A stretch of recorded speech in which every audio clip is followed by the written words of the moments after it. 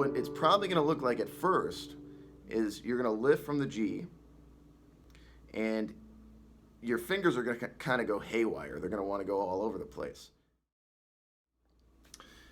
Hey everyone, I thought I'd do a video tonight, a tutorial rather, aimed at beginners. And I want to talk about a subject which inevitably comes up with my beginner students, which is the topic of chord changes.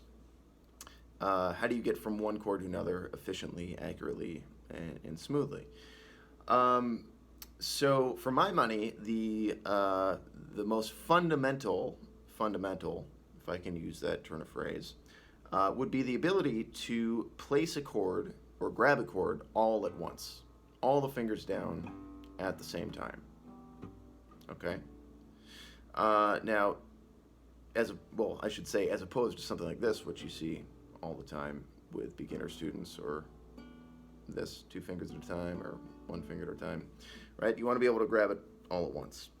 So before we move on, let me just say that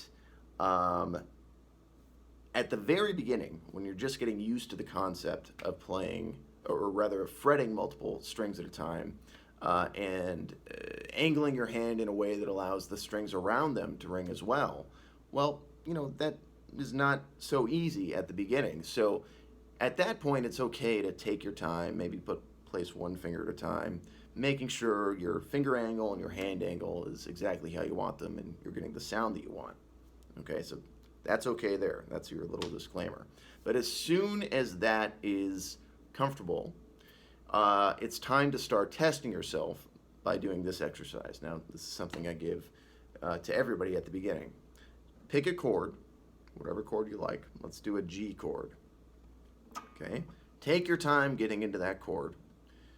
And once you feel like you got it, sounds good, here's what you're going to do. You are going to lift all of your fingers at once. Just a little bit. I'm probably here about a ½ an inch off the strings. But as you can see, I'm keeping my hand in the shape of a G. Okay, now if you're not used to doing this, you might be able to hold this for a second and then your fingers start to drift. So you don't have to hold it out there for that long. Just do a little bunny hop, then back down. Okay?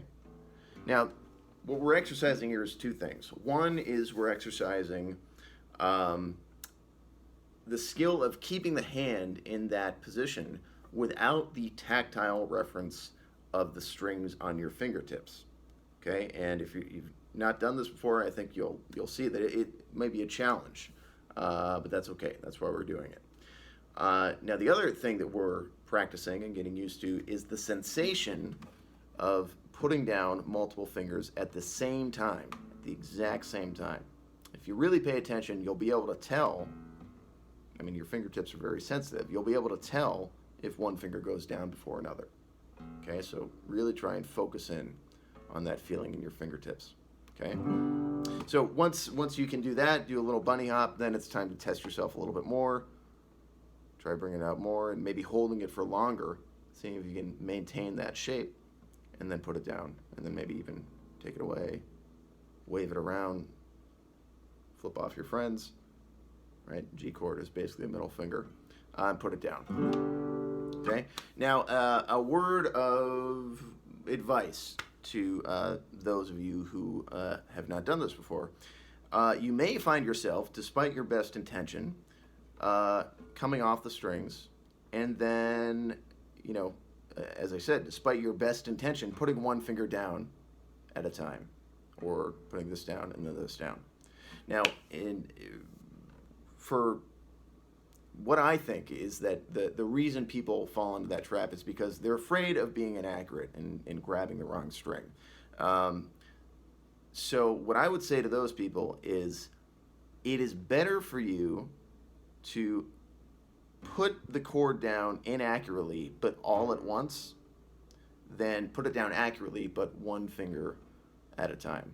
It's really important to get used to that, to overcome whatever mental barrier you have, and get used to putting down more than 1 finger at exactly the same time. If you miss, you miss. There's literally no stakes to this. So if you miss, who cares? Just take note and recalibrate for the next time around. And I think you'll start to get the hang of it. All right, but that's a little mental block I notice in students sometimes. So do your best to overcome that. Put them all down at once. Okay, so that's exercise number 1. Exercise number 2 is actually getting into a chord change. So G to D, that's a nice chord change, right? If I do it quick, it looks seamless. But if I slow it way down, here is what's happening. As I lift, my hand is simultaneously morphing into a D chord shape. All right? And I'm not touching the strings right now. My hand is in the D chord shape before I touch the strings, and then just like in that last exercise, then and only then do we put them down all at once. So here we're practicing morphing our hand into a new chord and putting it down all at once. So easier said than done. This is a really sort of, though fundamental, part of the left hand technique, kind of a, it's a complicated and difficult feat of coordination to get the hang of if you're not used to playing guitar. And what we call this in guitar is finger independence, basically. 2 or more fingers being able to do 2 or more, or move in different directions at the same time, okay? So this is gonna make your brain break at first. It really is sort of a, it's like trying to rub your head and pat your belly times, not times 100, but maybe times 5. It's not that much harder, but it's a little bit harder. Okay, so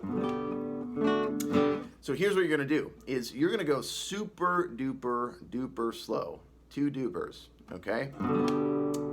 And I don't care how long it takes you, so long as you abide by the rule that you are not going to touch a single string until you feel that your hand is in that D shape. And then once you do, put it down. Okay, if you miss, you miss. Again, just recalibrate for next time. But what it's probably going to look like at first is you're going to lift from the G, and your fingers are going to kind of go haywire. They're going to want to go all over the place. All right? But as I've said in previous videos, my thinking is that these fingers belong to you. They are controlled by your brain, obviously, right?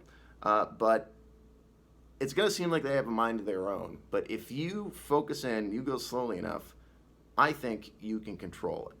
All right? So they may want to go all over the place, but just wrangle them. And this might take you a full 30 seconds, but it doesn't matter. It's the work getting to that, getting them into position. That's where the growth happens. So take your time. And then once you're there, put them down. Okay, do this over and over again. And I think you'll find the more you do it, the less time it'll take you to get into that position. And then until eventually it's smooth as butter. Okay, so hope that made sense.